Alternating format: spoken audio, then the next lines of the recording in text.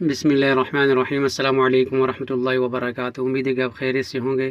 درود کا معنی رحمت یا طلب رحمت ہے۔ حضور نبی اکرم صلی اللہ علیہ وسلم پر درود و سلام بھیجنا ایک مقبول ترین عمل ہے۔ یہ سنت الہیہ ہے۔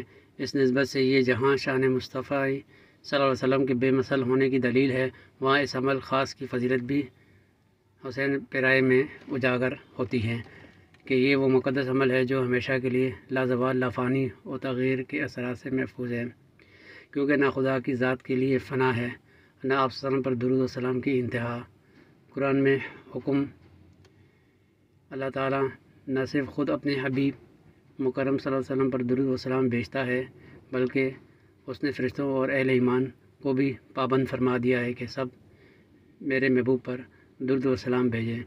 اس لیے قرآن حکیم میں ارشاد باری تعالیٰ ہے، ان اللہ و ملائکتہ یصلون علی النبی یا ایہا الذین آمنوا صلوا علیہ وسلموا تسلیما۔ ترجمہ: بے شک اللہ اور اس کے سب فرشتے نبی مکرم صلی اللہ علیہ وسلم پر درود بھیجتے رہتے ہیں۔ اے ایمان والو، تم بھی ان پر درود بھیجا کرو اور خوب سلام بھیجا کرو۔ احادیث میں فرمان۔ اسی طرح درود و سلام کے فضائل اور دینی و دنیاوی مقاصد کے حصول میں اس کی برکات مستند احادیث سے ثابت ہے۔ حضور نبی اکرم صلی اللہ علیہ وسلم نے فرمایا،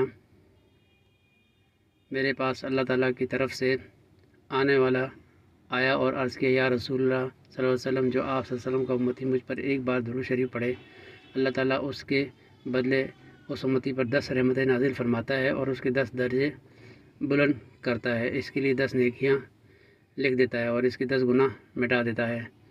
ایک اور مقام پر ارشاد نبی صلی اللہ علیہ وسلم ہے، حضرت ابو ہریرہ رضی اللہ تعالیٰ عنہ روایت کرتے ہیں، میں نے عرض کیا، یا رسول اللہ صلی اللہ علیہ وسلم، میں آپ پر کثرت سے درود شریف پڑھتا ہوں، میں کس قدر درود شریف پڑھا کروں؟ آپ صلی اللہ علیہ وسلم نے فرمایا، جتنا چاہو، اگر زیادہ کرو تو بہتر ہے۔ میں نے عرض کیا، نصف؟ آپ صلی اللہ علیہ وسلم نے فرمایا، جتنا چاہو، البتہ زیادہ کرو تو بہتر ہے۔ میں نے عرض کیا، 2/3؟ تو آپ صلی اللہ علیہ وسلم نے فرمایا، جتنا زیادہ کرو تو بہتر ہے۔ میں نے عرض کیا کہ میں سارا کا سارا وظیفہ آپ کے لیے کیوں نہ کروں؟ تو آپ صلی اللہ علیہ وسلم نے فرمایا، اب تیرے غموں کی کفایت ہوگی اور گناہ بخش دیے جائیں گے۔ درود و سلام ایک ایسا محبوب و مقبول عمل ہے جس سے گناہ معاف ہوتے ہیں، شفا حاصل ہوتی ہے اور دل و جان کو پاکیزگی حاصل ہوتی ہے۔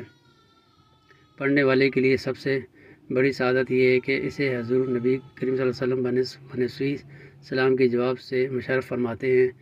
اس سے بڑھ کر کہ یہ کہ صلاۃ و سلام کسی صورت میں اور کسی مرحلے پر بھی قابل رد نہیں، بلکہ یہ ایسا عمل ہے جو اللہ تعالیٰ کی بارگاہ میں ضرور مقبول ہوتا ہے۔